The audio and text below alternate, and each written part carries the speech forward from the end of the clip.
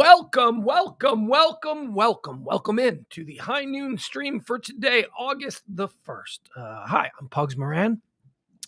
This is the first of two streams that I do each and every day here at Radio Misfits.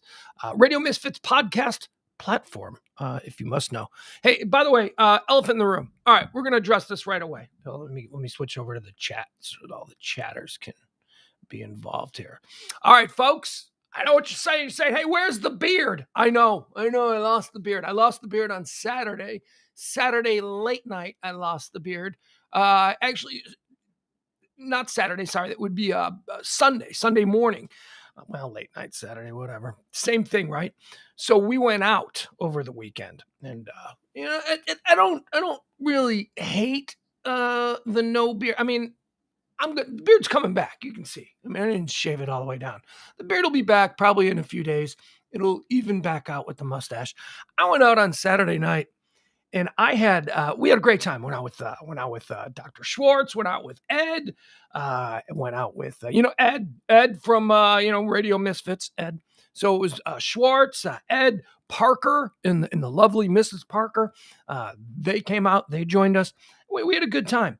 But on Sunday morning, I woke up and it wasn't that I was hungover, which, I suppose to a degree I was. I didn't feel right. But I woke up and I could smell. See, I was sipping whiskey. I was sipping, and I woke up Sunday morning and I don't know, maybe some whiskey had spilled and stained the beard. And oh God, I was like, oh, I got to get rid of it. I had to shave it all off. So there you go. That's the explanation. I apologize for my frightening appearance, but I had to let the beard go. And but it's coming back. It'll come back. It'll be back like in a couple of days. Oh, I woke up Sunday morning and I was like getting all excited because I was going to watch the Hungarian Grand Prix. Yeah, F1, big F1 guy. Woke up all excited. Oh God. Oh, what is that smell? And it was my beard. It was just stained with like whiskey. And I was like, oh, that's gotta go. So I jumped in the shower, shaved it all off, and the mustache was all right. I guess no whiskey made it up to the top portion. It all just kind of dribbled down. All right. So as we say, this is the first of two streams that we do each and every day here on the Radio Misfits podcast platform. This one, High Noon, this is about headlines. This is about everything that today is about. I also have to apologize. I'm a little hoarse. I guess I blew my voice out on Saturday.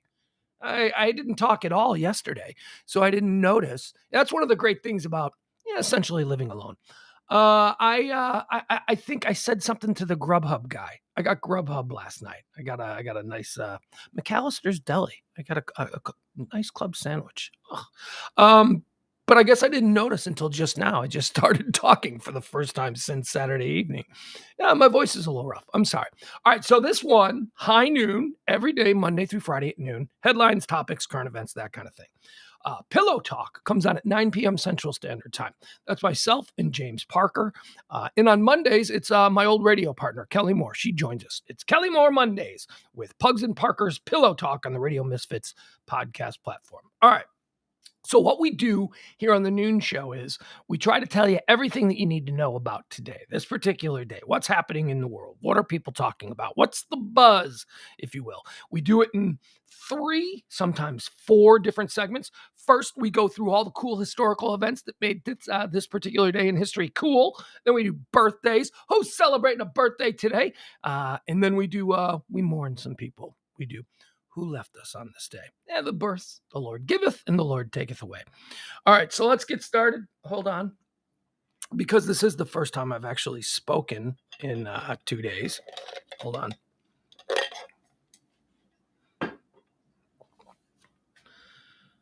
Guys, I don't want to be an alarmist, but I feel like hiccups are back. Yeah, they're back. I haven't had a hiccup attack in weeks. I haven't had a hiccup attack, and yet here it is. I feel it. I know it. I feel that. I know the signs. I'm like, oh crap, here we go. So I better try to regulate my breathing and speaking rhythms here for a couple of seconds before I get completely torpedoed by the hiccups, which you guys know I always beat them. I mean, it's not like it's going to ruin the show. 5 minutes, I can fight them back. I can. All right, I feel like I fought these back. Take a sip, breathe and speak reasonably, and exhale. Hi, Al. I'm gonna say hi to some people in the chat room. We got Ross here. Ross. Ross. Thank you, Ross. He knows. Al. We got Joel. We got Leslie. We got Jeff. We got Michael. Let me see who else we got. I'm just scrolling through the chat room here. Everybody's saying hi. Al says, fresh haircut, I see. No, my hair is always like this, except when it's not like this. So if what I mean by that is when I don't shave every day. See, if I shave every day, I can keep this. And this I'm okay with. Look, my hair left me. This little patch of hair left me. And I was like, you know what? You can all get the hell out. And that's when I started shaving my head. I was like, no, don't stick around on the sides. No. Go with your friends. Your friends left, go with them. And they all go away. I wear hats when I haven't shaved, when it's just like a little stubbly. I don't like that. Let's see, who else do we have? Howdy, Dustin. Dustin's here now. JBM is here now. Oh, first of the month. If you can tip, please help out. We've been taking a beating the last 3 months, and I knew it was going to happen because it's summer, and that's okay. You know, things change in the summertime. But if you can help out with a tip right there, you see the Venmo, you see the Cash App, you see all that stuff. All right, let's get into what today is. It's high noon for the first day of August, year of our Lord 2022. That is the 213th day of the year. There are 152 days remaining until the end of the year. Everyone in the chat room, get those New Year's Eve plans started. Someday somebody's going to do the response. It's going to happen. I know it's difficult with the delay and all that, but still. At some point, I'm going to say there are X amount of days remaining until the end of the year, and then you guys will all say it. I imagine that you're all saying it, even if you're just muttering it to yourself. On this day in 1944, World War II, the Warsaw Uprising against Nazi Germany occupation breaks out in Warsaw, Poland. You guys know anything about the Warsaw Uprising? Whoa, man. That was okay, so it's Nazi, so it was really bad. So all the Jews were like put in ghettos. They were all rounded up and they were forced to live in that's where we get the term ghetto. I think the term ghetto is a Yiddish word for, people being forced to live together. 1944, this day, the Warsaw ghetto uprisings against the Nazi German soldiers. I mean, look, it failed, horribly, but man, the bravery, just the whatever. We got nothing to lose. Let's go for it. Let's take these guys out. What a cool story of human perseverance. 1950, on this day, Guam. Guam is organized as an unincorporated territory of the United States. I don't even know where the hell Guam is. I know that, like, whenever people say, well, there's 50 states and Guam or Puerto Rico and then territory and then Guam. Like, what is Guam? What is the difference between Guam and Puerto Rico? At least with Puerto Rico, I know where it is, although I don't really know where Puerto Rico is. In my head, when I picture Puerto Rico is an island floating in the Gulf of Mexico. In my head, that's where it is. That's when I think of Puerto Rico. It's like basically the 51st state. I imagine it right there. It's not there. It's in a totally different place. But at least I have an idea, a general vicinity of where Puerto Rico is. I have no idea where Guam is. Where is Guam? Are we talking like by Hawaii? Are we talking even further into like the South Pacific? I have no idea where it is. Is it even in the South Pacific? It is though, right? It's not Caribbean. It's Polynesian, I think. I don't know. Have no idea. On this day, Guam became a thing, and we still don't know what Guam is. 1957, on this day, the United States and Canada formed the North American Aerospace Defense Command, NORAD.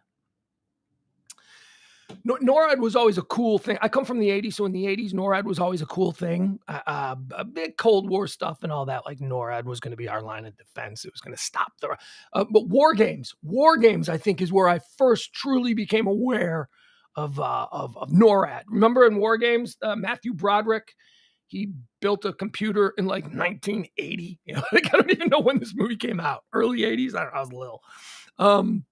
Builds a computer, starts a simulated nuclear war, but the real nukes don't know it's simulated, that whole thing. NORAD, that was the first time I think I really became conscious of what NORAD was. 1965, on this day in 1965, Frank Herbert's novel Dune was published for the very first time. It was named as the world's best-selling science fiction novel in 2003.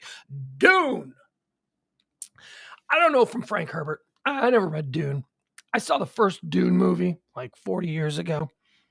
I still haven't fully recovered. I don't know what that movie was, the first Dune movie.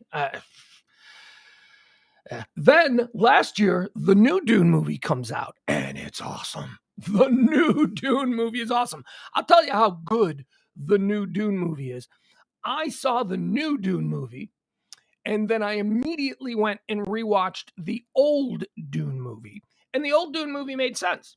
After I watched the new Dune movie with Oscar Isaac and Timothée Chalamet, I watched that. I enjoyed that. That was awesome.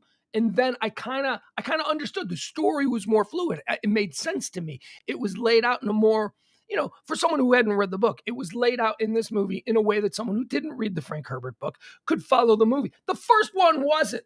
The first one was so weird. But then I watched the first one after seeing, because I like this new one so much.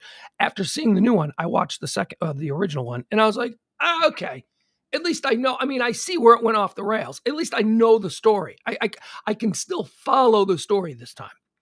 On this day that was 65, Frank Herbert first published Dune. On this day in 1966, Charles Whitman kills 16 people at the University of Texas, Austin, before being killed by police. He's the clock tower guy. Hold on. I gotta let the dog in. I'm sorry. She's out there. She doesn't even bark. See, I usually have to let the dog in because she'll bark. She'll bark real hearty, real loud. It's a big dog, big bark. And we got these neighbors who don't like that. These neighbors complain. And they'll call the police and she'll come. So that's why I typically let her in. But it's like, 100 degrees? And her bark is such a whimper. It's like, let me in. Let me in. Let's do a little heat wave poker here before we move on. Folks, that means I want you to refresh your phones, and I want you to post up the temperature where you are and where you are. I want you to so if you're in Fort Worth and it's 99 degrees, say 99 degrees in Fort Worth. All right, heat wave poker. I will set the bar, Highland Park, as of 12:20. Okay, here we go. Here's my hand, 97 degrees. I got 97 degrees currently. Woo, 97 degrees. Well, that's almost like tailgating weather. That's like fall. Hold on. Gotta let the dog in. Come on, get it. Go lay down. Good girl.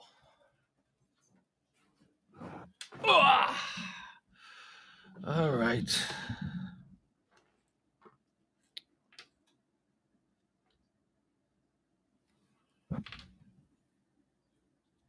All right, let's get back into this. Byron in Mesquite, heat wave poker says it's 94 degrees. Adam's got 91 in Denton. Stevie Ray Martinez, 78 and beautiful in San Diego. 81 in Iowa for Jeff Ballard. Overcast, and 88 in Bonham, Texas for JBM. All right, anybody else? Who's the low? I guess the low is going to be Iowa, right? No. Where's the low? 78, San Diego. That's the low. That's the, okay. So high card, 97 was what I had here. I had 97. Okay. All right. Who's the high? I posted up my 97. Is 97 the high? Did I tie with somebody? Are we still the high? I don't know. All right. Let's get back into it. Where were we? We were talking about Charles Whitman, University of Texas. That's the clock tower guy. He climbed up on the clock tower. It was one of the earliest examples of just civilian violence. Just, well, I guess it's all civilian violence. We're talking about this stuff. But I mean, this was like 1967, right? No, 1966. So, I mean, now we're used to it. And now it sounds, oh, you mean he climbed a little tower and he just started shooting people and he killed how many people? I mean, 16, that's a big number. That's a big number in any era. It's still a big number today. What was his deal? Do we know what I guess I don't really know. Was he a student at the University of Texas? He was going through some stuff. I think that's obvious. But yeah, I don't know much else about Charles Whitman. But he was killed by cops. That was good. They took him out. Good guys with a gun. There you go. 1966 style. 1971 on this day. On this day in 1971, the concert for Bangladesh, organized by former Beatle George Harrison. It's held at Madison Square Garden on this day in New York City. That's a very famous concert. Everybody, a whole crap ton of George Harrison's big superstar friends showed up on this night in 1971 at Madison Square Garden. But here's the problem, though. I mean, like, you look back at this footage, and you're like, oh, man, that'd be cool to see George Harrison. Yeah, but you know what? You don't realize in that era, George Harrison was like making you sit through like 90 minutes of Indian music. And not like Native American music. I mean, like Indian music, like sitars and stuff. So, sure, you get the payoff with George Harrison doing Here Comes the Sun or something like that. But you got to sit through 90 minutes of like extended Ravi Shankar jams. And I don't know. But it was on this day, the concert for Bangladesh, 1971. On this day in 1976, Niki Lauda. This is some F1 news. Niki Lauda, legendary F1 driver. Ferrari? I think it was a Ferrari guy. Yeah. On this day in 1976, Niki Lauda has a severe accident that almost claims his life at the German Grand Prix at the Nuremberg Ring. So the reason this gets mentioned, it's a big deal in the world of F1. Did you see the movie Rush? Rush, about James Hunt versus Niki Lauda for the F1 Drivers Championship in, was it this year? Or was it 1976? It might have been. I don't know. Very good movie. It's Rush from just a couple of years ago, like maybe 10 years ago now. Thor, the guy who played Thor, right? Who plays Thor? Hemsworth. He plays James Hunt. And then I can't think of the name of the guy who plays Niki Lauda, but man, is he good. Man, it's some German actor who plays Niki Lauda. Great movie. Anyway, if you haven't seen Rush, easily in my top 3 racing movies of all time. And I've got a whole racing movie category. I love racing movies, but Rush is so good. On this day in 1981, here's another one. If you come from the 80s just like me, I remember this day. I remember sitting I was in Joe Larry's basement on this evening in 1981 at 6 o'clock. There were a number of us middle schoolers who had gathered. It was a big deal because on this day in 1981, excuse me, sorry, MTV hit the air. That's right. After like months of buildup, these weird cryptic commercials that nobody understood coming to your cable system. And it was 6 o'clock, be there at 6 o'clock. And then of course, all the rock stations we listened to would talk about it. This is going to revolutionize music, blah, blah. So we were all very into it. It was on this day in 1981, MTV begins broadcasting to the world. Well, actually just in the United States. Do you know the first video played? Of course you do. This is like remedial trivia. It's the Buggles. Video killed the radio star. Yeah, video killed the radio. Yeah, what an appropriate first song to start with. On this day in 1993, the Great Mississippi and Missouri River floods basically destroyed the Midwest for a couple of months there. When I was living there, all of my friends, I did not go. I don't remember. I was trying to think of this morning when I saw this, when I was writing this down. Like a whole bunch of my friends, one group of guys, they were in a fraternity. Another group of guys, it was all these rock bands, because I was managing rock bands at the time.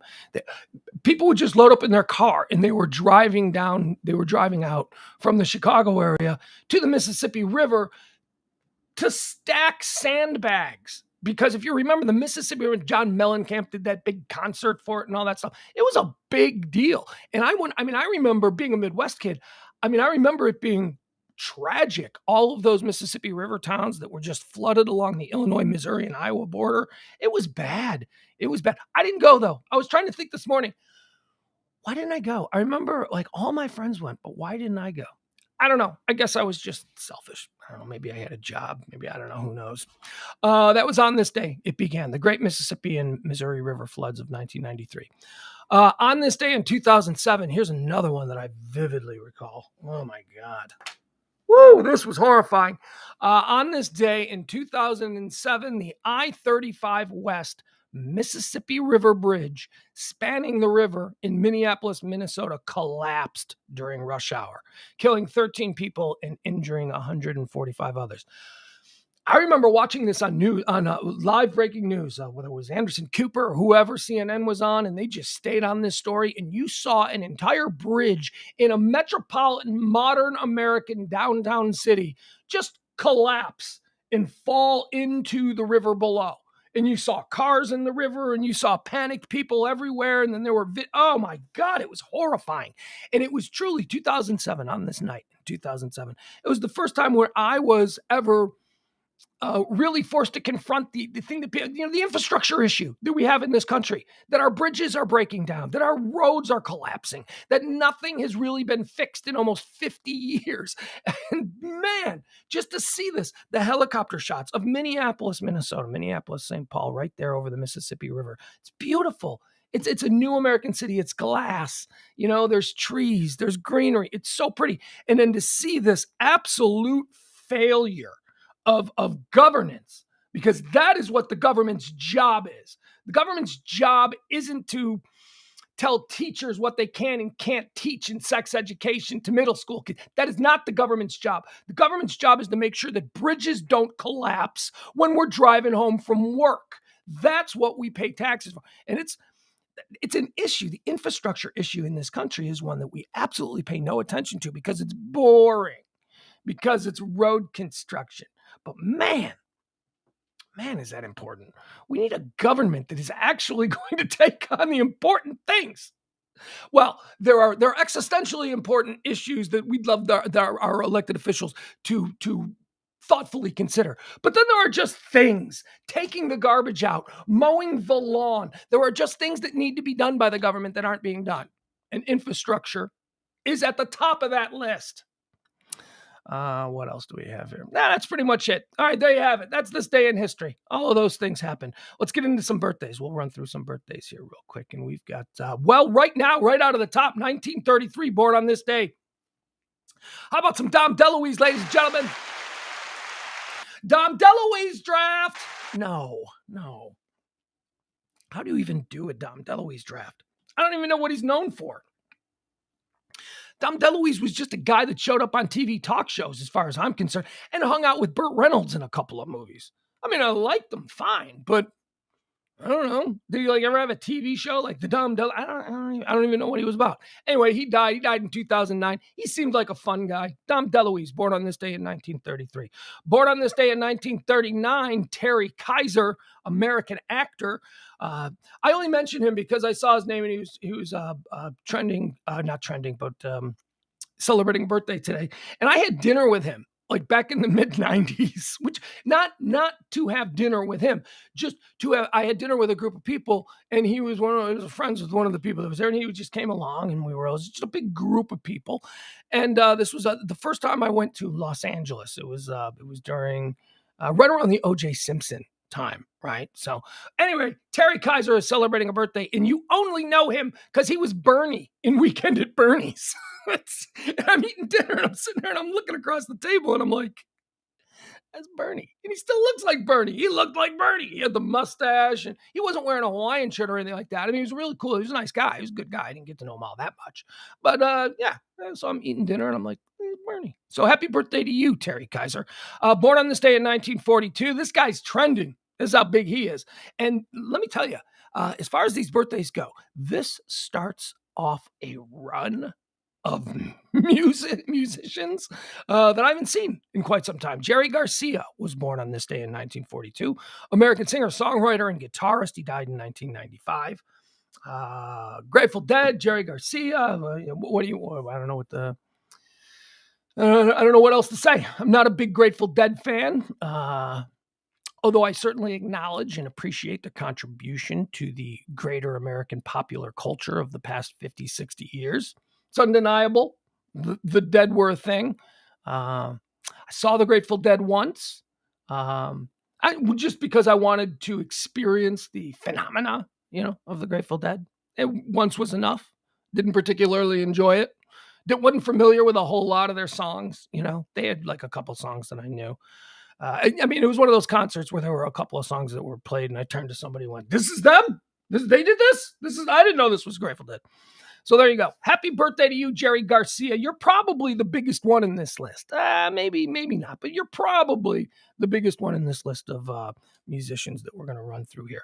Also born on this day in 1949, but is also dead in 2009. Jim Carroll. Jim Carroll, American poet, punk rock icon in America, author, musician. He even dabbled in acting a little bit. You know, when we do the when we transition into the deaths, you know, people like right now we're doing people who were born on this day. When we transition into the deaths, from time to time I will sing, "These are the people who have died. These are the people who have died." That's a Jim Carroll song. That's Jim Carroll is probably best known to millennials or maybe even younger as the main character in the Basketball Diaries. Remember the Leonardo DiCaprio movie with wasn't Mark Wahlberg in that too? Great movie. Basketball Diaries is the story of young Jim Carroll, who is celebrating a birthday today. Jim Carroll is dead. So now Jim Carroll is one of the people who've died. One of the people who've died. Born on this day in 1958, one-hit wonder. But man, I'm telling you, if you got to be a one-hit wonder, you may as well have a song this good. Michael Penn, brother of Sean Penn, celebrating a birthday, wife of Amy Mann, or husband, I should say, of Amy Mann. Michael Penn, born on this day in 1958. No Myth. Remember his song? No. What a great song. And that song still holds up. You pop in No Myth by Michael Penn, and you'll be like, oh, wow. This is like the first time I heard it in 1991 or whatever. Great song. Never did anything else again. No idea what happened there. But the story with Michael Penn is that he was Sean Penn's brother. And he was, he was kicking around. He was an acoustic singer, guitar player, and a lot of bands around Malibu and, that kind of thing. He wasn't a celebrity, but, if you'd go to a bar in Malibu and the guy up on stage playing was Michael Penn. It was, him. That's kind of what he did. And then his brother, Sean Penn, marries Madonna. And Madonna is given her own record label. And I believe it was Madonna who got Michael Penn the hit song, No Myth. I mean, it's his song, but she signed him. It was her backing. It was because Madonna was like, you people should take a meeting with him. That would make Madonna happy, and so the record company guys did. That's the story. I don't know. And then they got divorced, and Madonna apparently killed his career. I don't know if that's true. I don't know if that's true at all. I just know that that's the story. Happy birthday to you, Michael Penn. No Myth. Born on this day in 1959, Joe Elliott, English singer, songwriter, guitarist, and producer. Def Leppard, baby, Joe Elliott. One of the great late 80s, early 90s hard, not metal. I almost said metal. Def Leppard is not metal. Def Leppard is hard rock / classic rock that was performed in the era of metal by guys dressed like metal guys. That's what Def Leppard is. Def Leppard, those are pop songs. I'm sorry, those are verse, chorus, verse pop songs with great musicians playing. Joe Elliott is a fantastic lead singer, but the Def Leppard sucks as a metal band. They're not a metal band, dude. Who's calling Def Leppard a metal band? They are a rock band. They are Aerosmith. Would you call Aerosmith a metal band? I wouldn't call Aerosmith a metal band. So there you have it. Happy birthday to you, Joe Elliott, born on this day in 1959. Born on this day in 1960, Chuck D, American rapper and songwriter. Wildly influential creative of the past 40 years. Of course, Public Enemy was his entree into icon status. Chuck D is definitely an icon, which is why when I said Jerry Garcia is probably the biggest of all of these, but then I thought, man, maybe if you're a 60-year-old white guy, Jerry Garcia is the biggest of all of these. But if you're a 45-year-old black guy, or even a millennial to some extent, or a late Gen Xer, Chuck D is pretty big. Chuck D is a pretty big icon. So, there you have it. Susie Gardner, born on this day in 1960. She is umbilical cousins with Chuck D. Susie Gardner, of course, the co-founder, L7. Remember L7? Chick grunge. Riot Girl, that whole scene from the early 90s. Happy birthday to you. Born on this day in 1963, Coolio, American rapper, producer, and actor. Is he a one-hit wonder? He is, isn't he? But man, did he ride that one hit for like 5 years. Did Coolio, guys, chat room, did Coolio have anything other than Gangster's Paradise? Right? And that is, been spending all my life living in Gangster's Paradise. Boy, my voice, I can really get the smoky thing going. All right, happy birthday, Coolio. I don't know. Gangster's Paradise. Born on this day in 1964, Adam Duritz. Look at that. We've had Jerry Garcia, Jim Carroll, Michael Penn, Joe Elliott, Chuck D, Susie Gardner, Coolio, and now Adam Duritz. Adam Duritz of Counting Crows. Round here, I have a confession to make. I really like the Counting Crows. Man. Is that cheeseball? Does that make me cheeseball? Holy crap. Can Adam Duritz write a song lyric? Holy crap. You guys ever read the lyrics to Long December? Oh, by the Counting Crows. Oh my God. Happy birthday to you, Adam Duritz. I'm a big fan. You're weird with your hair and all that stuff, but man, are you a talented lyricist. If in fact, I don't even know that he is the lyricist. All I know is that the Counting Crows have incredible lyrics. And he's the singer. So I just, if he is the lyricist, God. And if he's not, that guy's great. Whoever that guy is. All right, let's see. And finally celebrating a birthday today, born on this day in 1979, Jason Momoa. Jason Momoa. I'm a straight man, but I do also identify as Momoa-sexual. I don't know. I look at that dude. I love Jason Momoa. I love Jason Momoa and everything that he does. He is, he's not my favorite actor. Like my favorite actor is probably Benedict Cumberbatch. I like him. It's a funny name. It's hard for me to say, but I like him in everything. He's incredible. My favorite movie star is Jason Momoa. Jason Momoa is a movie star. Tom Cruise is a movie star. Jason Momoa is a movie star. Benedict Cumberbatch, Daniel Day-Lewis, those are actors. I compartmentalize these things. Jason Momoa draft. Okay, all right. So I wasn't prepared for this, but why not? Since I like him so much. I don't know. Has he even done enough to warrant a draft yet? I don't know. Khal Drogo from Game of Thrones. I love him as Aquaman. Love his Aquaman. Arthur, I can't think of his name, whatever. He did a show called Frontier where he played a trapper in Canada. He was like a hybrid native North American and Englishman, and he was living in the wilds up there, like Hudson Bay or something. And he was fighting the British colonizer. Oh, it was good. It's called Frontier. It's a good show. That's it. All right, so I'm out. So there you go. I'm out of Jason Momoa stuff, but that's why he didn't warrant a draft. Happy birthday to you, Jason Momoa. Born on this day in 1979. Handsome man. And not only handsome, charming, funny. I don't know. I talked to a girl a couple weeks ago. It's like, I don't find him attractive. And all of a sudden, here I am, a heterosexual man, arguing with a heterosexual woman about what she should find attractive. Deaths on this day. Here are the people who died.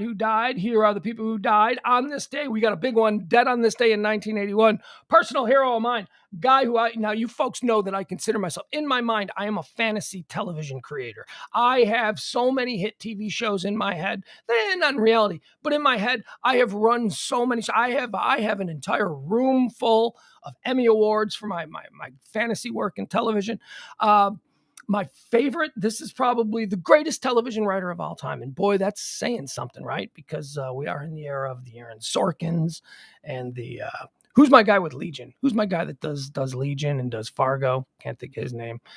Anyway, we're in a really great era at television writers. But on this day in 1981, Paddy Chayefsky died. Paddy Chayefsky, he has, first of all, he's a monster. He's like a monster of accomplishment here. You've probably never even heard his name. He's just some kid, some broken, manic, depressed bipolar kid writer playwright from like the Bronx with a fancy name, and everybody thinks he's like some Russian expat or something. Sidney Aaron Paddy Chayefsky was an American playwright, screenwriter, and novelist. He is the only person to have won 3 solo Academy Awards for writing both adapted and original screenplays. He was one of the most renowned dramatists of the golden age of television. His intimate, realistic scripts provided a naturalistic style of television drama for the 1950s, dramatizing the lives of ordinary Americans. Martin Gottfried wrote in All His Jazz that Chayefsky was the most successful graduate of television's slice of life school of naturalism. Marty, probably his first really big thing that he did for television. Network, the movie Network. I mean, you know, The Hospital is another incredible one. But the movie, for the movie Network alone, what Paddy Chayefsky did, his commentary about the state of not broadcast news and the influence that broadcasting, the influence that news and information, when misshapen, the way that it can alter the way people behave, think, act, and, you know, the way history is written. That's what Network was all about. This dude wrote that in like 1974, and look at what we have now. I mean, it's mind-blowing. Go back and watch Network. Go back and watch the Academy Award-winning film Network. Watch it and then constantly remind yourself that this was like 1975. They were saying this. It was a dystopian view of the it wasn't even dystopian because it was set in the modern times, but it was set in a sort of maybe an exaggerated time period. It was it seems normal for today is what I'm saying, but it was very exaggerated the way it was done or portrayed in the film Network. Paddy Chayefsky died today in 1981. How did he die? I think it was cancer. I don't know. I choose to believe it's cancer. Although he was one of these guys capable of anything. Who knows? He was a wild man. Born on this day, or not born on this day, but dead on this day. Also, 22 years ago, we lost Wilford Brimley. Wilford Brimley. Look at me. I'm doing me. I'm a little tribute to Wilford Brimley today. Let my mustache grow in. Look at that. So you know about the Brimley line, right? Like Wilford Brimley was 90 years old since 1980. You know, it's like everything that Wilford Brimley has done since 1980. And he was probably like, what, 30 in 1980? I don't know. Whatever he was. He was young. He's born in 1934, but he played old men for 60 years. So it was like, he's still alive. When he finally died, it's like, he's still alive, and he wasn't that old. So how old was Wilford Brimley when he finally died? Let's see here. I could do the math, but I'd rather not. All right, so he was 85 when he finally passed away. Trying to see, is there any mention here in his page of the Brimley line? You know what the Brimley line is, right? So the Brimley line is, you know what, before I butcher Brimley line, there it is. Okay, Brimley line. Okay, explain to me where do we get a nice little explanation of what the Brimley line? All right, what is the Brimley line? So here's what Google says. The Brimley/Cocoon line calculator is an amusing, interactive online calculator by Lindsay Smith, inspired by the Wilford Brimley Cocoon line Twitter account that determines the date in which the user will be exactly the same age as actor Wilford Brimley when the iconic 1985 movie Cocoon was released. Okay. So in 1985, Wilford Brimley played an old man in a retirement home in the movie Cocoon. He was playing like an 80-year-old man. Wilford Brimley was only 50. Wilford Brimley was 3 years younger than I am right now when he played the old retired man in Cocoon. So the Brimley line, it like figures out Jeff Ballard, did diabetes kill him? Diabetes. I'm Wilford Brimley. Diabetes. All right, so he died today. He died today in 2020, just a couple of years ago. All right, folks, let's run through now. We'll move into this is what everybody turns out for. These are the trending topics. These are all of the current events, hot topics, headlines, all of that good stuff that people are talking about on this very day. So let's get it started. Well, Deshaun Watson is trending. Deshaun Watson, Houston Texans, quarterback, one of the best quarterbacks in the league, likes his massages. Like 24 women. I don't even know how many women. How many women said, yeah, he likes his massages. He likes a little something extra with his massages too. And we don't like it. So he got in all kinds of trouble for, being touchy or whatever. For being an entitled pro athlete. So he was, he wanted out of Houston anyway. That's a dumpster fire down there. And he ended up, getting a trade while under investigation for all of these like rapey kind of things. So a trade is engineered with the Cleveland Browns. He goes to the Cleveland Browns. That starts a whole problem with old Baker Mayfield, because Baker Mayfield is Cleveland's quarterback, and now suddenly they've got a quarterback that they think is better. But the quarterback they think is better is under this investigation that could end him up in jail. Well, that didn't happen because none of the criminal charges went through. But still, there was there are a bunch of civil charges and all that stuff. Basically, we've been sitting here for the last 6 months or so since Deshaun Watson was traded to the Cleveland Browns. We have been sitting here waiting to see what the league was going to do. What was the league going to come down as far as a punishment? What kind of suspension are we looking at? Well, today, here, I'll just read you the story. So I guess the players union and the league went to some form of arbitration in determining what the penalty for Deshaun Watson was going to be. Sorry, let me see if I can get this. Deshaun Watson, there we go. Hold on, why is that not connecting? There we go.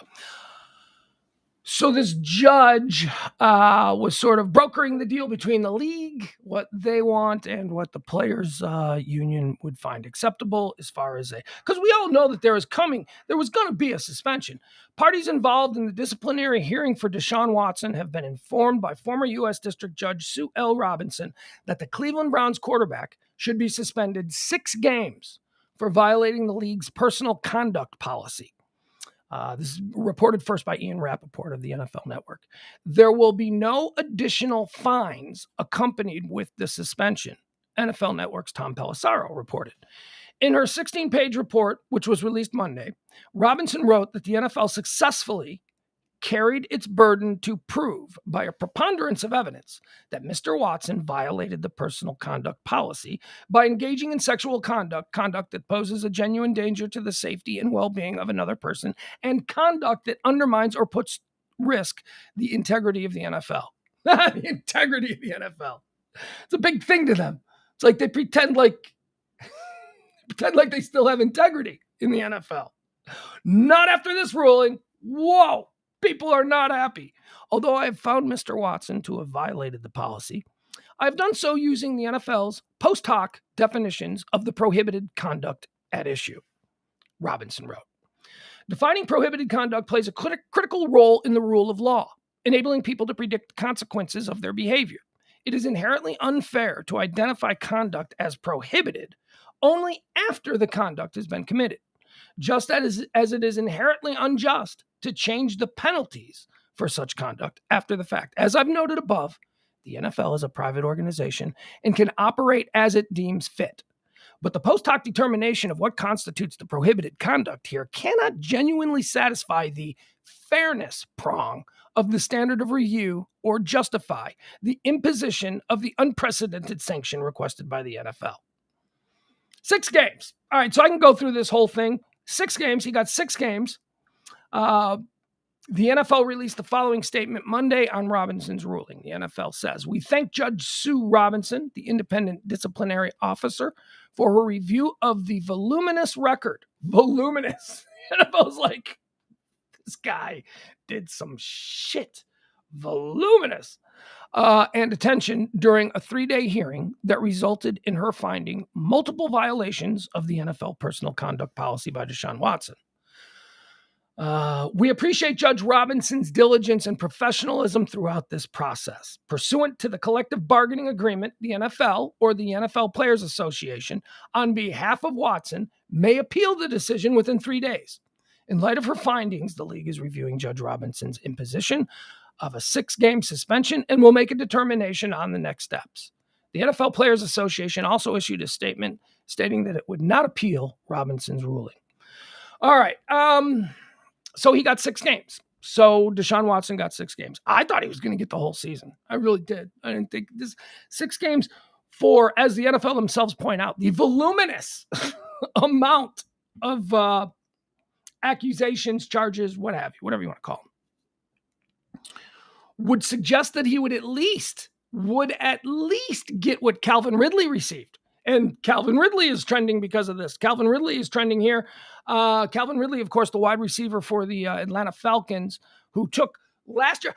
Did Calvin Ridley take the COVID year off and then also last year? Calvin Ridley was saying that he had some, he's dealing with some stuff. He's a professional athlete. He's got some head things. In the past, professional athletes wouldn't deal with their issues properly. And, they end up, killing a guy in a bar. That's how it used to go down. That's or getting in a car and, driving through a school. Calvin Ridley should be commended for last season saying, look, man, I'm not right. And before I do something that damages myself, my future, my family, I'm going to take some time and I'm going to work this out. Fine. Got no problem with that. But during that time, he picked up sports gambling. And Calvin Ridley was found guilty by the NFL, again, about 6 months ago now, of betting on Atlanta Falcons games. Now, he bet on games. He bet on his team to win, and it was like pocket change. It was, I think, $1,500. You know what $1,500 is to Calvin Ridley? It was nothing. He was bored. He was in a legal state. He was in Florida, I believe. I believe it was where sports gambling is legal. Boy, I'll tell you, man, sports gambling, can it come to Texas? Again, I moved down here from Illinois, where in the final 2 years of my stint there in Illinois, we saw the legalization of marijuana and sports gambling. And it was like, you go to the weed shop, and while you're waiting in line, you're on your app and you're placing bets on over-unders for that that night's Cubs game. Or White Sox game, whatever. Bears game, Bulls game. It was great. And then I come down here to Dallas, and I'm in Texas, and it's like it's 1962 all over. I'm like, can I gamble? Can I buy some weed legally? Can I do some? So anyway, Calvin Ridley wasn't really breaking any laws. I mean, you're not supposed to bet on your team, and it was sketchy and all that stuff. But he got a whole year. Calvin Ridley got an entire year suspension from the NFL. Deshaun Watson, 6 games for maybe raping a whole bunch of women. Maybe. I don't know. So there's a list here of other NFL suspensions, just so that we can see how bizarre 6 games for what Deshaun Watson is accused of. How bizarre that 6 games seems. Chantrell Henderson received 14 games for testing positive for weed. He was using weed to treat his Crohn's disease. He has Crohn's disease and suspended 14 games. Josh Gordon suspended the better half of 6 years for testing positive for weed. Calvin Ridley, 17 plus games for betting $1,500 on games he had no result in. Tom Brady got 4 games about a decade ago for maybe being generally aware that football may have been the permitted PSI in a blowout victory. All right, ball gate, right? Inflate, deflate gate, whatever. 4 games for that. 4 games. I remember Deflategate when that happened. I remember thinking 4 games seems absurd. 4 games, 1 game, 2 games, 4 games. Tom Brady, are you kidding me?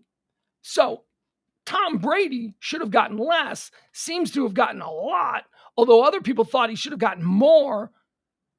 But 4 games. So 4 games is the bar for Tom Brady. 6 for Deshaun Watson, accused of maybe possibly, I don't know, raping like 24 women. He gets 6 games. Ray Rice beating his fiance, 2 games. We saw Ray Rice beat up his fiance in the elevator. Brutal. 2 games. Although, in fairness to Ray Rice, I think the 2-game suspension that he received from the league, he received before the video came out, right? Then there was a whole other kind of... So in fairness, Adrian Peterson, felony child abuse, 6 games. Deshaun Watson, 24 allegations of sexual misconduct, 6 games. Greg Hardy beating his girlfriend, 10 games. That was reduced to 4. Ezekiel Elliott hitting women, 6 games. Kareem Hunt, 2 violent incidences, 8 games. Josh Brown, domestic violence, 6 games. Leonard Little and Dante Stallworth, vehicular homicide. People died. They got 8 games. 8 and 16 games. Leonard Little got 8. Dante Stallworth got 16. And Henry Ruggs, last year, Oakland Raiders, we saw the video. Terrible, terrible drunk driving incident. He killed a young woman. Henry Ruggs, DUI resulting in death. No penalty by the NFL as of yet. But, he's going to jail for the rest of his life for that. That's really... So maybe the NFL can drag him. He ain't playing in the NFL anyway. It's not like the Raiders are waiting for a roster spot. He's been cut. He's gone. He's not on a... But still, he's young. What if he beats it? What if Henry Ruggs beats it? For some reason, I don't know, he's got enough money, he gets himself a lawyer, he gets out of it, he beats it. When does Henry Ruggs come back to the NFL? He's a young man. He's like 23, 24 years old. I don't know. All right, there you have it. That's the football stuff. Although it's not really the football stuff because Jerry Jones is also trending. So we'll get into this. We'll jump into this. Jerry Jones is trending today because, Cowboys camp and Cowboys. That's pretty much what everybody cares about. Cowboys, by the way, most valuable team in all of sports. I was reading that this morning. The Cowboys have surpassed the Yankees, and it's not even close. The Cowboys at this point are like twice as valuable as the Yankees. That has more to do with NFL versus Major League Baseball. Major League Baseball is dead. Major League Baseball needs a savior, and I don't mean a center fielder. I mean, somebody in the commissioner's office who can make some wholesale changes to the way the sport is presented, the rules, baseball's in trouble. I love baseball, but it's in trouble. Jerry Jones is trending. When Jerry Jones has something to say, he says it. The Dallas Cowboys owner turned heads again with a wild call out of Jimmy Johnson. Why is Jerry going after Jimmy? Haven't we buried that hatchet? We know that was, they're 2 old bulls who hate each other. But at the very least, for the sake of the children, and by the children, I mean Cowboys Nation, for the sake of the children, can't they just play nice? Can't they just... Apparently, Jerry's a dick. We all know Jerry has problems with the idea that everyone gives sole credit for those Cowboy Dynasty teams to Jimmy Johnson and the coaching. Nobody goes, well, thank God we had Jerry Jones up there. No. So now time has gone by. It is the only thing, those years, those Cowboys, the only thing that Jerry Jones can really be proud of during his tenure as owner of the Dallas Cowboys. And, apparently it's getting to him now. Now that he's, maybe he's looking at the grave. He's getting old. It's really starting to bother him now. He's starting to see that, he's probably not going to get another great dynasty team.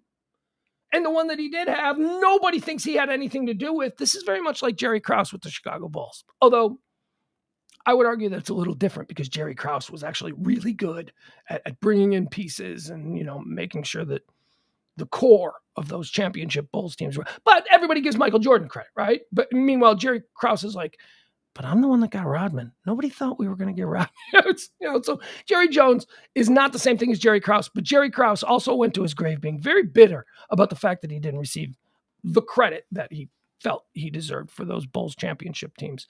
So here's the problem. Jerry has still not put Jimmy Johnson in the Ring of Honor. Cowboys Ring of Honor, it's a big deal. It's Cowboys Hall of Fame. It's the ring that goes around the stadium. You see all the names of all the important people, Dorsett and Landry and Aikman, and all the Lilly, all the greats from Cowboys lore are remembered forever in the Cowboys Ring of Honor. And somehow Jimmy Johnson isn't in it. Now, about 10 years ago, I learned this fact. About 10 years ago, it first dawned on me or was explained to me that Jimmy Johnson is not in the Dallas Cowboys Ring of Honor. And 10 years ago, I was like, wait, what? they're changing that this year, though, right? I mean, that's got to be. No, here we are. And yet still no Jimmy Johnson in the Cowboys Ring of Honor. And Jerry Jones had some thoughts on that. For seemingly a decade or two, Cowboys fans have clamored for Jimmy Johnson to be inducted into the team's Ring of Honor. Johnson won 2 Super Bowls with Dallas in the early 90s dynasty years, but has yet to make the team's hall. Now, Jerry Jones is saying that Johnson or fans shouldn't expect it anytime soon. What? What do you mean anytime soon? God, Jerry. What a little bitch Jerry Jones is. Just ugh. In a July 31st interview with Newy Scruggs of NBC5 in Dallas, the Cowboys owner blasted Johnson for, quote, sniveling over the honor and said that he, as the team's owner, will handle when and how that decision is made. Sniveling. Jerry Jones called Jimmy Johnson's behavior surrounding his want to be included in the Ring of Honor as sniveling. Jones goes on to say, it's BS for anyone to be making anything of Johnson not being in the ring, Jones said. I've said I'm going to put him in. Now, when I put him in the circumstances and what I do with that, there's a lot more than Jimmy to think about here. And I've got a lot of other lives out here that have laid a lot on the line on the field that need to be in the Ring of Honor as well. Oh, shut up, Jerry. None more than Jimmy John. This is absurd. This is absurd. What are you busy making the case for? I don't even know. Tony Casillas? What do you do? Who deserves to go into the Cowboys Ring of Honor before Jimmy Johnson? Jimmy Johnson should have been in 20 years ago. Absurd. So Jimmy goes on to say, and so how do I do that? What I do it with, I get to make the decisions. That's who I am, Jones said. And it isn't, at the end of the day, all tailored around whether Jimmy is sniveling for it or not. Good Lord. Let's see here. Anything more? Did Jimmy say anything? Part of why Jones' latest quote is so eye-catching is that in 2021, the Cowboys owner said that Johnson would absolutely enter the Ring of Honor. During the 2021 NFL Hall of Fame ceremony, Jones explained that Johnson has a rightful place in the Cowboys Hall. It's kind of hard to not recognize his contribution to the story of the franchise, Jones said. He'll be in the Ring of Honor. And then there's this. What is it? Okay. So here, we can watch this. Here is video of the two of them together. Hold on. Give me a second here. Apparently we...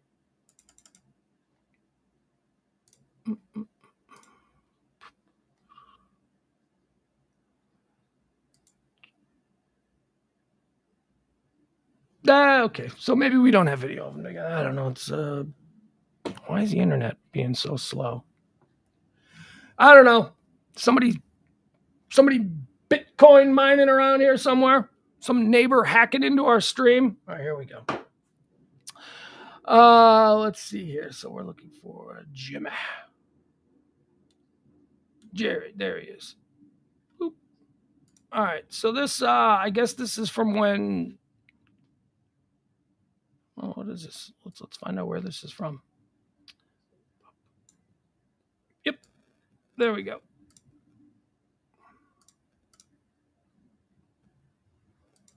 Sorry, probably should have had this prepared. Well, you know, we're just free balling today.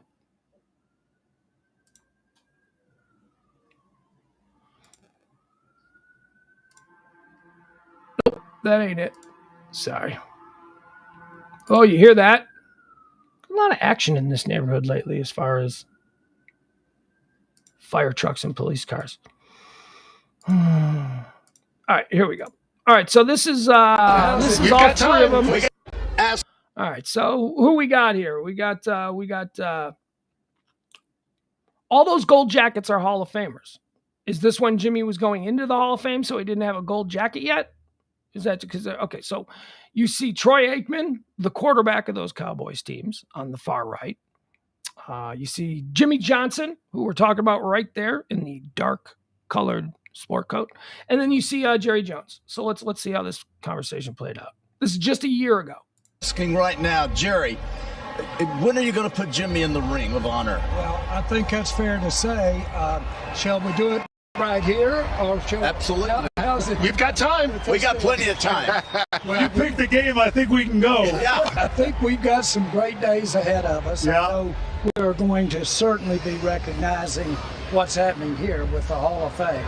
But Tex Schramm, who started that Ring of Honor, said, Jerry, keep it kind of limited with people. What? But make sure it wasn't just about the plays they made. Make sure they contributed to the story of the franchise. Now, it's kind of hard to not recognize this contribution to the story of the franchise. No doubt. So are we making an announcement here? Well, we can be, if we can. I don't know how we're going to upstage. Oh, yeah, you can. Go ahead, make the announcement. But we'll be in the Ring of Honor. There we go. Love it. You heard it here. And we'll be first. While I'm alive. While I'm alive. These two old men to make it through this Hall of Fame ceremony. Look at them. And they're laughing. They're having a good time. They're behaving themselves. These two old men hate each other. Are you going to be able to make it through this? Go ahead, make the announcement. But we'll be in the Ring of Honor. There we go. Love it. You heard it here. And While I'm alive. How funny. He's not kidding. Are you going to be able to make it through this Hall of Fame ceremony? It's a weird thing. These two old guys. Let it go. Let it go, you crazy old men. Come on, Jerry. Put Jimmy in the ring. All right. So that's why Jerry Jones is trending. So that's the football stuff. There's a lot of football. We're starting, what is this, week 2 of training camp around the NFL. So there's a lot of, I've been saying the last couple of weeks have been difficult because we are in the dog days of summer. There isn't a whole lot of news. And right now, the only thing that's new these last couple of weeks is football training camp. So a lot of stories about football training camp. Also a lot of baseball story. A lot of, the trade deadline is tomorrow. So there's a whole lot of baseball stuff. And we don't really do too much of that here. We try to give you a nice, well-rounded view of the world. So that's it. That's it for football. We're done with the football stuff today. Singapore is trending. Singapore is trending because U.S. House Speaker Nancy Pelosi and several other Congress members are visiting Singapore, their first official stop in a high-profile Asia tour that has attracted international attention over speculation she may visit Taiwan. So that's a thing. That's a thing that's going on. Biden is trending. Biden's trending because he got the COVID again. Whoop, he popped hot. People popping hot all the time. Especially people who have had it. Test. You're fine. Boom, you're popping hot. He's not sick. He has no signs of anything. He's just being tested every day because he's the president of the United States, and you got to make sure that he's old. Okay, let's see. Let's run down the checklist for why you're keeping a close eye on the leader of the free world. He's old. He's a cancer survivor, and did I mention he's old? And he's had it, and there you go. So that's it. So he popped hot again, so he will be isolating again, but, just means he doesn't have to do anything. Mystical is trending. Mystical, the hip-hop artist from the late 90s, he had like one hit, right? Something about, I don't know. Anyway, I'm not going to try and go into it. 53-year-old white guy. I don't need to be trying to pull up my mystical knowledge from 25 years ago. Rapper Mystical has been arrested. Rapper Mystical arrested in Ascension, Paris, Louisiana on first-degree rape count, sheriff says. The rapper is best known for his 2000 hit, Shake Your Ass. Yeah, I remember that. Big club hit. Mystical, a New Orleans-raised rapper who has faced sexual assault charges in the past, but had recently said he was trying to turn his life around, remained in jail Monday following his arrest a day earlier on first-degree rape, robbery, and other counts in the suburban Baton Rouge parish where he lives. Ascension Parish Sheriff's deputies picked up Mystical, whose given name is Michael Lawrence Tyler, following an interview with a sexual assault victim in an area hospital shortly after 11:58 p.m. Saturday. In addition to the assault, Tyler forced the woman, who had minor injuries, to give him money in a financial dispute. Sounds like a pimp and hoe thing, doesn't it? Is that what is he? Man. He is being held without bail in Ascension Parish near Donaldson Parish or wherever. Tyler, 51 of Prairie View, rose to national fame in the 1990s and is best known for his 2000 hit single, Shake Ya Ass. His 2000 album, Let's Get Ready, sold more than 1 million copies on the strength of the hit song. He was nominated for 2 Grammys. His career was derailed soon after. In 2003, Tyler pled guilty to forcing his hairstylist to perform what a judge called continuous sex acts, dating from an incident in July 2002 at the rapper's Baton Rouge home. The victim in that case accused Tyler and 2 bodyguards of making her perform oral sex after accusing her of stealing $80,000 worth of his checks. All right, there you go. I feel like we've already spent too much time on mystical. Mystical sounds like a problem child. Hit and Run. Hit and Run is trending. This comes out of Jersey City. This is, here, we'll watch this. This is some crazy video. So a councilwoman in Jersey City just ran over a dude on a bike, and she just kept driving. And now she refuses to, let's see if we can find the video here. Now she's refusing to step down, saying she didn't do anything wrong. Here. First, we'll watch the video. All right, here you go. She didn't even stop. You know what? I should bring this. I'm going to bring this over to you too. Let this soft. Right now at 5:30, Jersey City. All right. Dismiss. There we go.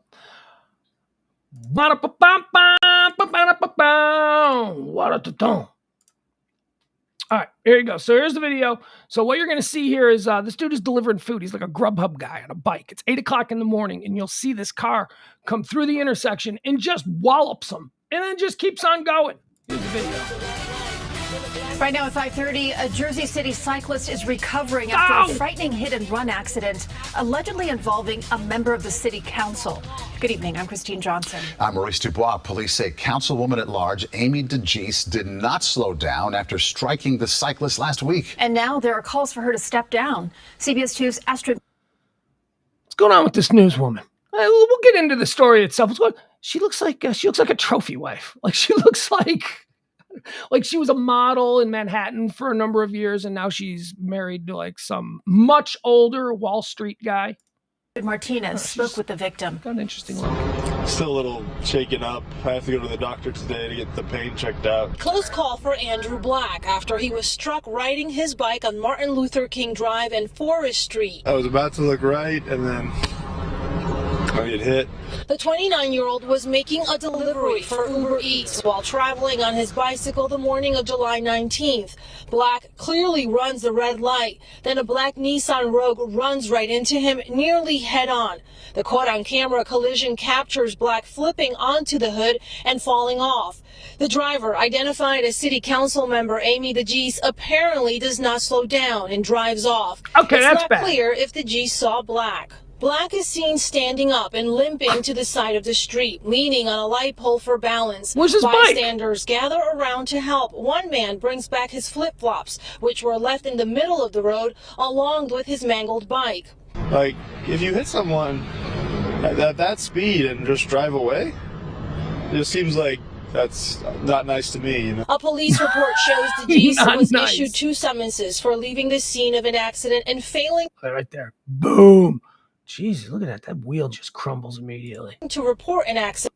Oh, look at that. It's all bad. Oh. Now, council. All right, he felt good, though. He felt okay. For DeGise to resign. She had to have known she hit somebody based How on do the you video. Not know? And why she chose not to stop, I can't speculate on, but it's concerning. And Black tells me he has not been able to work because of the injuries he sustained. His bike also ruined. He also tells me that the councilwoman has not reached out to him to check if he's okay or to apologize. We did reach out to her several times today and have not heard back. She doesn't want to apologize. She doesn't want him in nothing. He could sue her. CBS News. All right, so there you have it. We'll go back to after a frightening hit-and-run accident. I want to point this out. So here's what I'm taking away from all this. First of all, he's in the wrong, right? I mean, did you catch that in the description? He is blowing the red light on the bike. He is just riding his bike through a red light. Now, this person hits him. This person hits him because this person isn't expecting somebody on a bike to be blowing a red light at 8 o'clock in the morning. This person's just driving.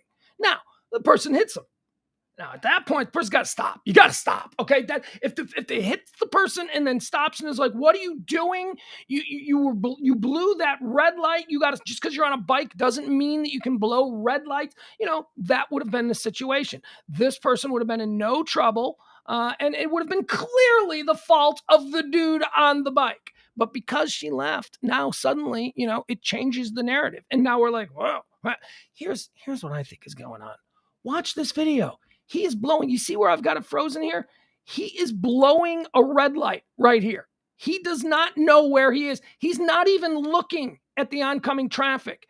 Ladies and gentlemen, it's 8 o'clock in the morning. He's working for Grubhub. Look at how completely out of it he is. This dude is baked. This dude is a stoned Grubhub delivery guy, bicycle guy. He is not paying attention. He is blowing the red light because I'm telling you, this dude, everything about him, he just looks like a stoner who delivers Grubhub. And this is what happens. Let's watch this again. He's not even looking. He blows right through the red light on his bicycle and gets hit. Now, she's a piece of shit. She didn't stop. My God, what does that say about her as a human? But up until she decides to leave, up until she decides to go, "Yeah, fuck that guy," and continue on, she's in the right, and she has done nothing wrong. Is recovering. Boom, right there. Look at it. After a He's not frightening hit even and run, looking. 5:30. All right, so here he comes through the intersection. He's looking this way. He's not even looking this way. He seems to be just very casually pedaling. Right now at 5:30. He's totally looking in the other direction. He is in the middle of the intersection, and he is not looking at oncoming traffic. Jersey City Cyclist. This appears to be a one-way street. Why is he looking at the cars that would have already gone through? He's baked. Recovering after a Boom. frightening hit and run accident, allegedly involving. Right, there you have it. So, we'll be following this. I'm very interested to see how this all turns out. I want to know what the councilwoman does. Does she resign? Oh, big news. What else do we have? Let's see what else is trending. Oops, sorry. What happened there? Didn't mean to lose the camera. A couple of passes. We've got a couple of people who died yesterday. A couple of these other people who died. Nichelle Nichols. Nichelle Nichols died yesterday. Nichelle Nichols was from Star Trek. I'm not a Star Trek guy, so I don't know much about her other than what wasn't she like she was something like the first black woman on TV or something? I don't know. And she wasn't even human. She was like an alien. I'm not sure what it was, but actress and singer Nichelle Nichols, best known for her groundbreaking portrayal of Lieutenant Nyota Uhuru in Star Trek, the original series, has died at the age of 89. Last night, my mother, Nichelle Nichols, succumbed to natural causes and passed away. Her light, however, like the ancient galaxies now being seen for the first time, will remain for us and future generations to enjoy, learn from, and draw inspiration. Johnson said in a statement shared to Nichols' official site on Sunday, "Hers was a life well lived, and as such, a model for us all." Nichols died from natural causes. Nichols portrayed communications officer Uhuru in the Star Trek TV series and in many of its film offshoots. When Star Trek began in '66, Nichols was a television rarity, a black woman in a notable role on a primetime series. There had been African-American women on TV before, but they often played domestic workers and had small roles. Nichols' Uhura was an integral part of the multicultural Star Trek crew. The Reverend Martin Luther King Jr. called it the first non-stereotypical role portrayed by a black woman in television history. Nichols is widely known for participating in one of the first interracial kisses on U.S. television when her character kissed Captain Kirk, portrayed by Canadian actor William Shatner. In an interview with CNN in 2014, Nichols said the kiss scene changed television forever, and it also changed the way people looked at one another. Well, there you have it. All right. Cool old lady. Nichols was born Grace Dell Nichols outside Chicago in 1932. Unhappy with the name Grace, she took the name Nichelle when she was a teenager. Her grandfather was a white Southerner who married a black woman, causing a rift in his family. Well, I'll bet back then. Darn right. All right, Nichelle Nichols dies yesterday. Also, another big one. This is a big one. NBA fans, the NBA world lost an absolute. You could make the argument that he's a Mount Rushmore type person in the history of the NBA. Boston Celtics great Bill Russell has died at the age of 88. 11-time NBA champion. 11. And like the Celtics won like 9 in a row. Like ridiculous how good the Celtics were when Bill Russell played for them back in the 60s, maybe late 50s. I don't even know how far back it goes. But holy cow, one of the first truly great big men of the game, Bill Russell, the cornerstone of the Boston Celtics dynasty that won 8 straight titles and 11 overall during his career, died Sunday. The Hall of Famer was 88 years old. Russell died peacefully with his wife Janine at his side, a statement posted on social media read. Arrangements for his memorial service will be announced soon. The statement did not give the cause of death, but Russell, who had been living in the Seattle area, was not well enough to present the NBA Finals MVP trophy in June because of a long illness. But for all the winning, Bill's understanding of the struggle is what illuminated his life. From boycotting a 1961 exhibition game to unmask too long tolerated discrimination, to leading Mississippi's first integrated basketball camp in the combustible wake of Medgar Evers' assassination, 2 decades of activism, ultimately recognized by his receipt of the Presidential Medal of Freedom. Bill Russell called out injustices with an unforgiving candor that he intended would disrupt the status quo, and with a powerful example that, though never his humble intention, will forever inspire teamwork, selfishness, and thoughtful change. Yeah. Okay. All right. So a couple of big ones passed, a couple of icons, certainly a couple of extraordinarily important African Americans to changing times. They were both in their prime during a time in American civil rights relations that, I will say this. We read about Nichelle Nichols, and she talked about how that first interracial kiss with her and Captain Kirk was the first time that was seen on television, and how that changed people's perspectives on things. It changed the way people thought about things. I think she's absolutely right. I mean, incrementally, for sure. I mean, it shocked a lot of people, and there were probably a lot of people that were upset about it when it happened. But man, when I was like young, I grew up on the south side of Chicago. So there were a lot of very integrated, not integrated. Chicago's not integrated at all. As a matter of fact, it's super segregated. But, the malls and stuff like that. So, I mean, there was like half the population of the south side where I grew up was black and half was white. And I remember it being really rare to see, whether you were at a shopping mall or maybe you were in a restaurant, it was exotic when you saw a white person and a black person together romantically in that kind of situation. And again, this is when I was like a kid, like the 1970s. Fast forward to now, because of these tiny little incremental things that may have started with something as innocuous as a kiss on a Star Trek episode, cut to now. It's everywhere. I mean, we don't even think, thankfully, I mean, this is good. This is how we evolve in our thinking and our way that we treat one another. We don't even think about it anymore. It's not even are you kidding me? Interracial is a problem? No, hasn't really been a problem. Certainly hasn't been a problem for 3 generations. I would say Gen X, Millennials, and Gen Zs. Those are the 3. It's since Gen X, Millennials, and Gen Zs. I mean, do we even think about interracial being a problem or an issue? Is it even an issue? I don't know. But a couple of true icons passed away yesterday. Whales is trending. Here, I'm going to show you this. A couple of women got eaten by a whale. Oh, you think I'm kidding? I'm not. This happened, where did this happen? Was this California? Yeah. So a couple of women are on a boat in a kayak, right? They're out there just paddling around, and a whale just scoops them up. Here, you see this video. Horrifying. I mean, this is really not good. Hold on. I apologize today, folks. For some reason, the internet is working a little bit slower here for me. All right, we'll show you this. These are some. Who wants to see a couple of nice ladies get eaten by a whale? Hey, please. All right, here we go. Let me bring this up to you. All right. All right, so here we go. I'm going to have to break this down for you. Okay. So obviously you can see the whale, see the water, the white, the blow coming up.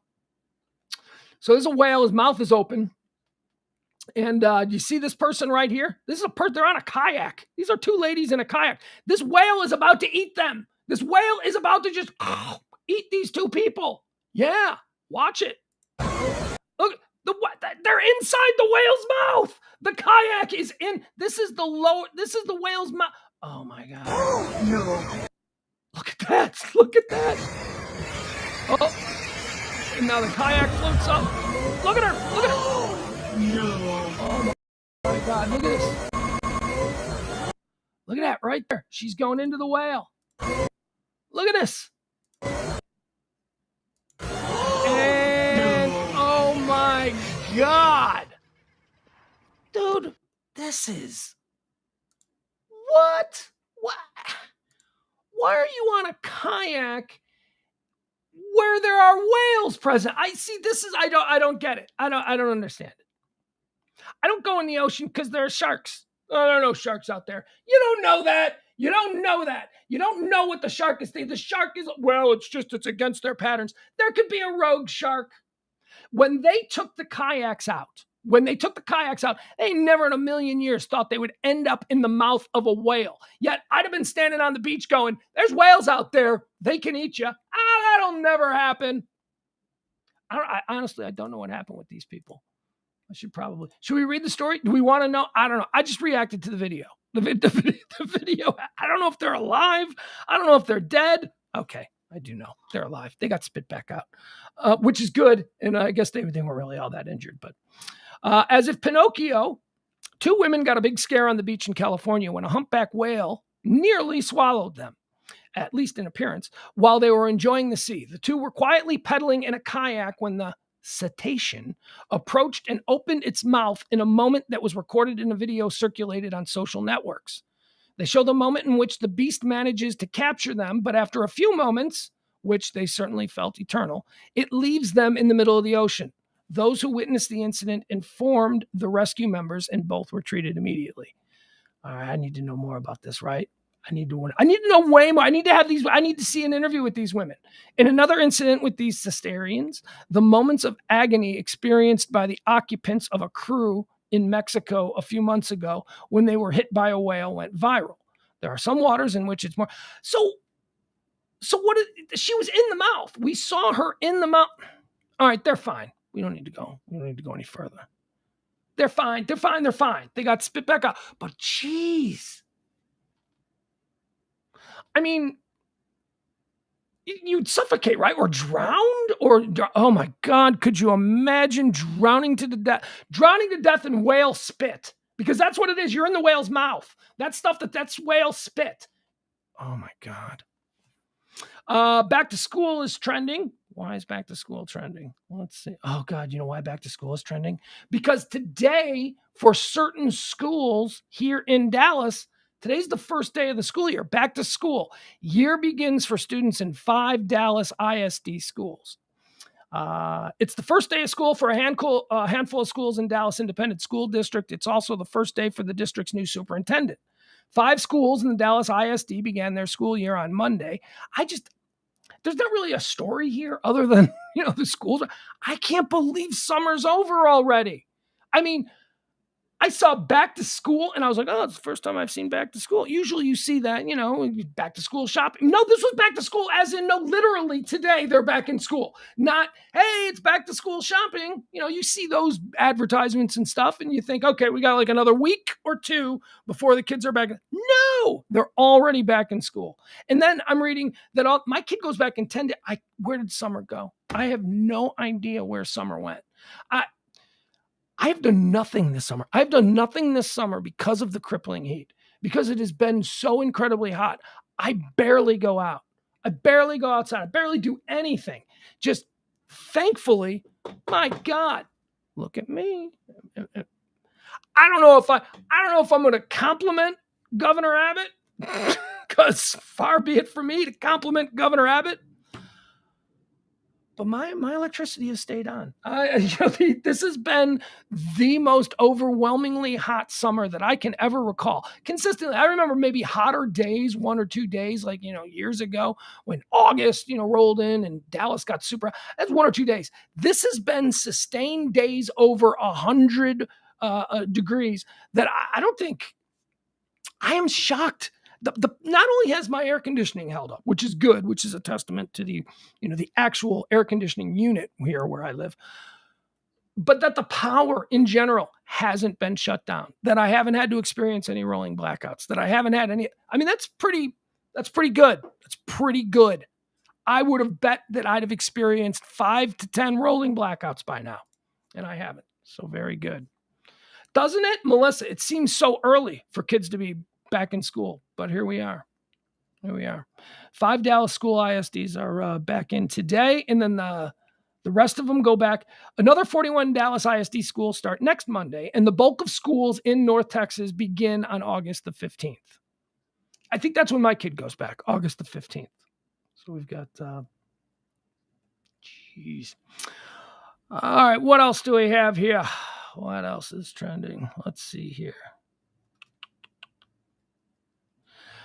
Disney Plus is trending because there's Disney Plus is trending because there's another Star Wars TV series that's coming out called Andor. I guess it's a prequel to Rogue One.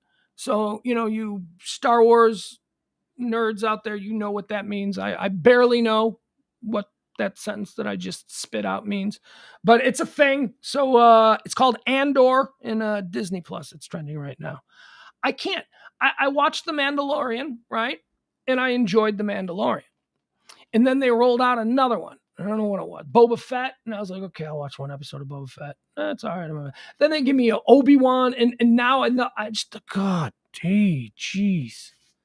It's just endless. Okay, I'm done. I'm done for a while. I'm good with Star Wars content for a while. However, I know why they're cranking them out, because my 13-year-old son is not done with Star Wars content. He wants all of it. Give me more. I'm done. He's 13. He wants more. Guess who Disney's going to side with? Disney's going to go where the 13-year-old kid is. Okay, let's see. What else do we have here?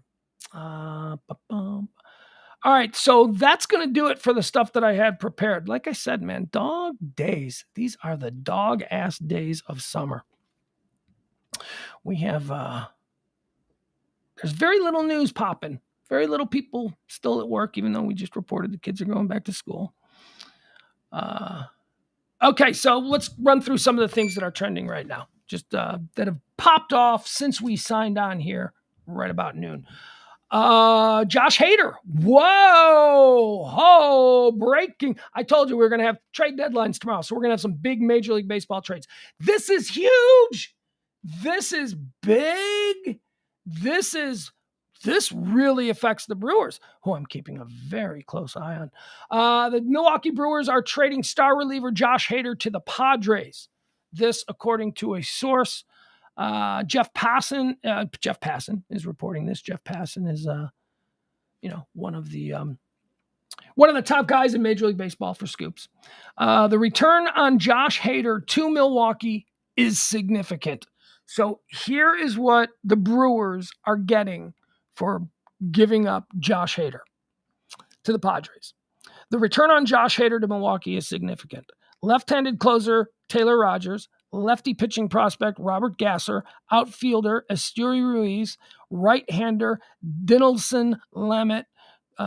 Sources tell ESPN Hader will be a free agent after the 2023 season. That said, the Padres didn't give up any of the main prospects they'd been talking about in a myriad of other deals. C.J. Abrams, Robert Hassel III, James Wood, and Jackson Merrill all remain, as does Mackenzie Gore. Could the Padres really pull off a Juan Soto, Josh Hader double trade? Ooh, well, I don't know. That is big news. Okay. I don't know. Milwaukee had designs on a World Series this year. Milwaukee's a good team. To give up Josh Hader, a proven closer, I don't know. Deshaun Watson is still trending. Cleveland Browns quarterback Deshaun Watson receives a 6-game suspension without pay for violating the NFL's personal conduct policy. It's National Girlfriend Day. People across the United States are celebrating both female friendships and romantic relationships on National Girlfriend Day. Okay, so if we remove the romantic, I got a lot of girlfriends. Effross, the New York Yankees today announced that they have acquired right-handed pitcher Scott Effross from the Chicago Cubs in exchange for minor leaguer right-handed pitcher Hayden Wesneski. We're not going to just run down all of these Major League Baseball deals, I promise. But these ones are trending, so may as well mention them. Bigger ones, anyway. All right, Taiwan is still trending. Apparently that's going to be a problem. Mystical is trending. We talked about that. Music Midtown is trending. I don't know what Music Midtown is. It seems to be, it's an Atlanta music festival. Atlanta's Music Midtown Festival has been canceled due to Georgia's gun laws. The festival attempted to ban weapons, but does not have the standing to supersede the law and then enforce its own ban. So Music Midtown in Atlanta is canceled. John Kirby is trending. He is the Biden administration will authorize another $550 million security assistance package to Ukraine today. This National Security Council's John Kirby announced. It brings to more than $8 billion in material and security that we have given to the Ukraine people. Let me see here.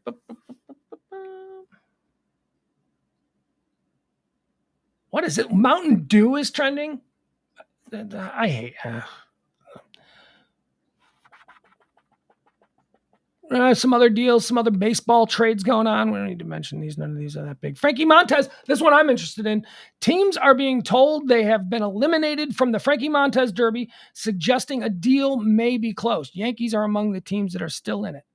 My team, the White Sox, we want Frankie Montes too, but we've been wanting Frankie Montes now for 4 months, and we decided that we would wait until the trade deadline to see what was happening. And now what? We're competing against the Yankees? Like the Yankees need another frontline starter? Come on. Well, they actually do. But the Yankees are so good. So good. There have been stretches. I've been watching a lot of Yankees games this year. Not a lot. I've probably seen 3 or 4 Yankees games. And that is, I should say, in addition to the games where they've played my team. I've probably seen, by that count, probably 15 Yankees games. God, they look good. Oh, my God. Even with Joey Gallo swatting 167 and about to be run out of town, the Yankees look really good. Gotham Knights is trending. Don't know why that is. Hey, Ben Roethlisberger. Old friend alert. Ben Roethlisberger is trending. Let's see why Ben is trending. If you want precedent here, Browns. Okay, so this is NFL Network's Albert Breer. If you want precedent here, Browns quarterback Deshaun Watson, 6-game suspension mirrors past penalties for Cowboys running back Ezekiel Elliott and ex-Steelers quarterback Ben Roethlisberger.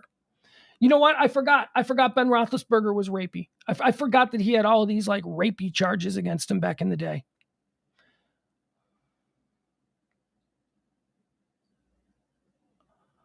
Okay, so I don't know if this is real or not. Is this real? Could this be why he's trending? There was a quote. Okay, so there was a quote going around on social media that is being attributed to Ben Roethlisberger, who, if you remember 10, 15 years ago, he got in trouble. He got in trouble for being, rapey. I'm just going to say he got in trouble for being rapey. And, he got in trouble for that. But now there is a statement being attributed to Ben Roethlisberger in response to the Deshaun Watson suspension. And here is what people are saying Ben Roethlisberger. I don't know if this is true. It's social media, but it does have him trending. So here's a quote now from Ben Roethlisberger, 2-time Super Bowl champion. I'm throwing up. Watson should be banned for life. The NFL can't accept predators like him. Can that be true? Can that be true? Again, I'm going to read the statement that is being attributed to Ben Roethlisberger in wake of the league's 6-game suspension of Deshaun Watson. Ben Roethlisberger. I'm throwing up. Watson should be banned for life. The NFL can't accept predators like him. Ben Roethlisberger. All right, well, that's why he's trending. No idea. Nobody who is sharing this quote has a blue check. Not that blue checks are infallible, but at the very least, a blue check is somebody who might be in the know to quote such things. Oh, wow, look at this. Ben Roethlisberger is climbing. He is climbing quickly on these charts. When I just pulled that up, he was number 12, and now he's number 4. So, I don't know. I don't know if that's true or not. All right, let's see. What else do we have? Anything else that we can cover here? Should we look at Google Trends? Why not, right? We got nowhere to go. You guys got anywhere to go? I got nowhere to go. Tip the show if you can. I'll say that again. Please help the show out. Help the show out. We do these 2 shows a day. High noon from noon to 2, and then Pillow Talk from 9 p.m. Central Standard Time till about 10. We do 2 shows a day, and there we go. We do them because you folks, on occasion, you tip us. And if you can do that, help us out, please. Thank you very much. That's all we're going to say about it. The links are right there. End of the month. We pay for this show. Whoop. Hold on.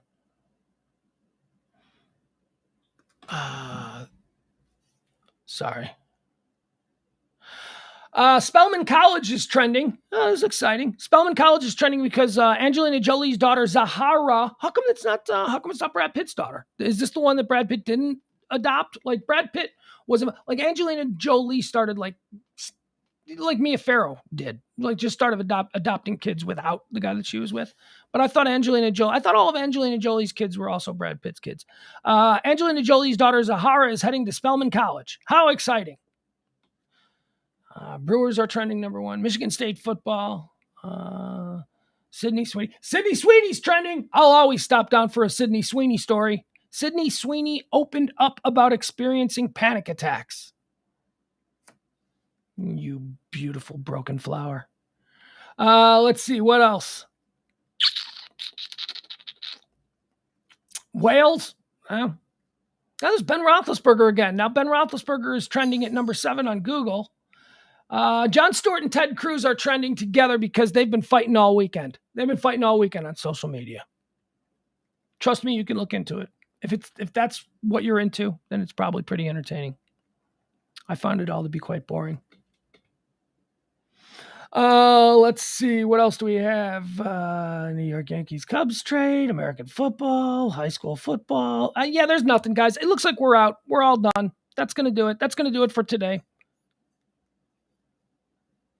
Tom DeLonge is trending. Tom DeLonge from Blink-182. Is that the UFO guy? Like one of the guys in Blink-182 is like a super hardcore UFO guy. Cleveland Browns. Canes. All right, that's it. Yep. We're gonna wrap it up. We will be back tonight at 9 p.m. Central Standard Time, myself and James Parker, and it is Monday, so that means it's a Kelly Moore Monday. Former partner Kelly, back from the old Pugs of Kelly days, she'll be on with us tonight at 9 p.m. Central Standard Time for a Kelly Moore Mondays on the Pugs and Parker proudly present Pillow Talk on the Radio Misfits podcast platform. What? Okay, let's see. What was that? Hold on.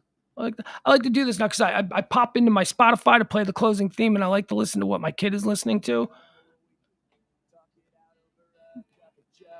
My 13-year-old kid is listening to Banditos by the Refreshments. All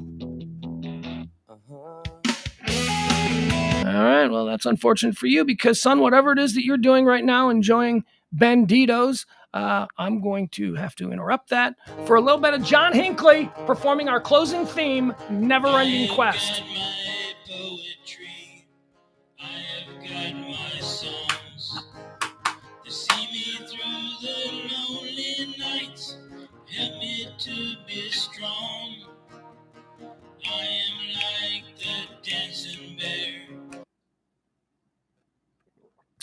I can't get as loud with this mic. I don't like it. All right. So my son has just taken over. Sound like you're calling in a crime over the police radio. This is what my son is now listening to. George W. Bush here. This is his response Is brought to you by Rage Legends. to me playing John Hinckley. I don't know what he's doing. Sorry. Good. Just do it again. We'll just do it again. He's being a little stinker, is what he's being. All right, now you shut it down. Oh, he is being a dick. He is. He must be. Oh, he's having a little bit of fun with his dad here. All right, so how do I do this? I guess I got to just change. All right, I'm taking it off of Mason's phone. I'm no longer. My son has access to the Spotify because he's got playlists on there and all that kind of stuff. But he knows right now that when I need to play some John Hinckley, I need to play some John Hinckley, and I don't care what he's doing. All right.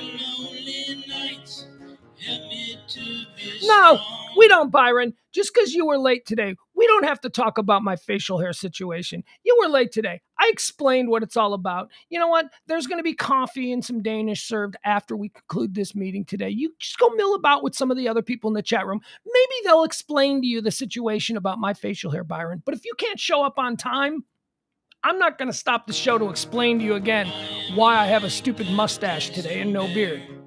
It was fully explained. Asked and answered, Byron. Be on time next time.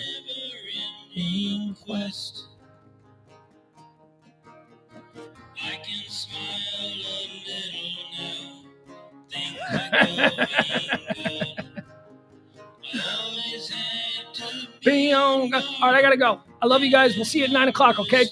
Join us for Pugs Parker on a Kelly Moore Monday.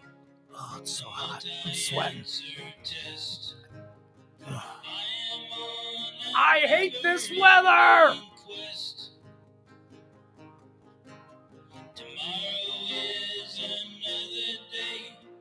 Best is yet to come. I have found a different way, so baffling to some. I have got an old guitar, that is all I need. I don't need no 401, I don't have the greed. Down the road I'll travel, far from the comfort nest. I am on a never-ending quest. Tomorrow is another day, the best is yet to come. I have found a different way, so baffling to some. I can smile a little now, things are going good.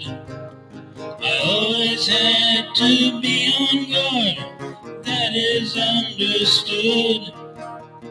Down the road I'll travel, far from the comfort nest. I am on a never-ending quest. I am on a never-ending quest.